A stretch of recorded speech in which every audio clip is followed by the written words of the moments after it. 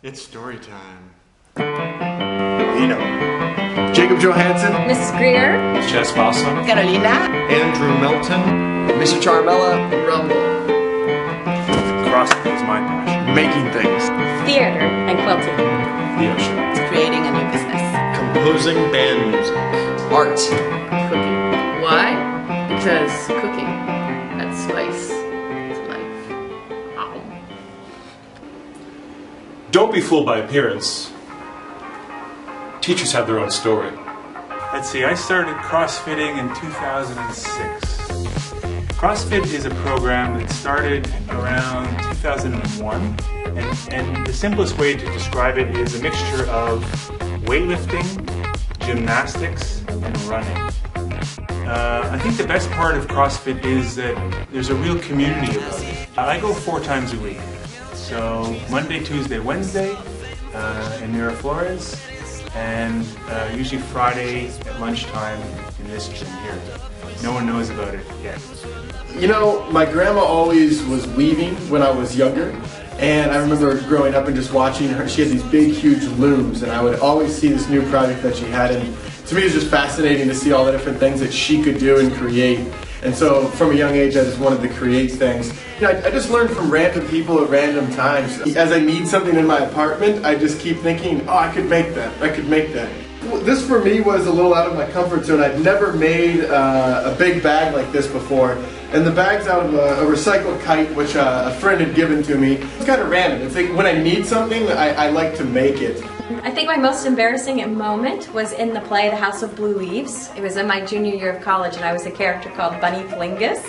She's a bit of a crazy, psychotic character just by the nature of her character, but also the costume I was wearing was super tight, and she thought she was getting married, and she came in this whole bridal dress, and it's this sort of comedy of errors, and I don't even know how to explain it, but a crazy chase scene.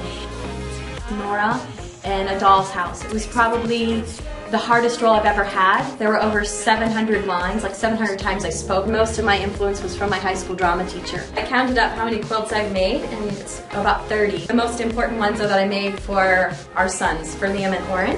And this is Oren's baby quilt. Probably the most memorable thing about surfing for me are the people I go surfing with. It's a very social sport. It's a great sensation on the body because it's a lot of hard work. Most people think surfing is easy, but it's actually more paddling than surfing. It's a great sensation when you pop up on the wave and you head down the face, do a strong bottom turn, come up to the lip, come back down again. Feels great. It feels like you're walking on water. Favorite beach? That one over there. Pavones, Costa Rica, because the wave's really big, really fast, and really long. It's not often that I'm scared, although a couple times I've been held under the water for, let's say, 2-wave hold down, which means you get hit by the first wave. By the time you almost get to the top, you get hit by another wave, and it can be pretty scary because you get close to the top and then you get pushed straight back down to the bottom. But I made it. I actually started doing yoga in my 20s. The part I enjoy the best about yoga is it's allowed me to get in touch with myself. It teaches you about flexibility of your mind. Usually I get inspired by surroundings. So where I'm living, the culture of that place, the people of that place, the climate, the art of that place. Actually, math and art are very closely connected. I'm not painting numbers. I'm not doing geometrical shapes as much. It's more about the space that I'm using. Is how I incorporate math into my art. It was really funny the way I started this. I had to rest after a surgery, so I was really kind of bored. I couldn't do anything but just lay in bed. And I had my laptop and started browsing the internet, and I saw some products that I thought would be really cool for us to have in Lima. Right now we're also building a website. As soon as we launch that, we're going to start some advertising and really find out if it's going to be successful in the long run or not.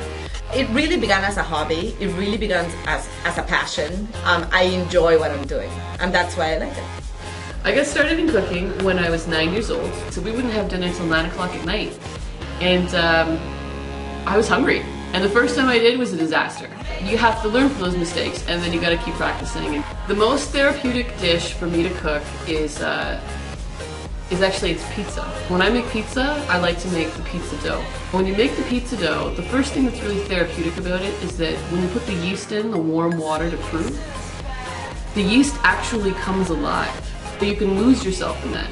And that to me is what cooking is. It doesn't matter what your problems are, but you can come home and you can cook, and when you're finished, you're also going to have something that makes you feel better. Making music together is one of the most difficult, but also one of the most beautiful things that people can do. It involves three things that are important to all of us: our bodies, our brains, and our emotions.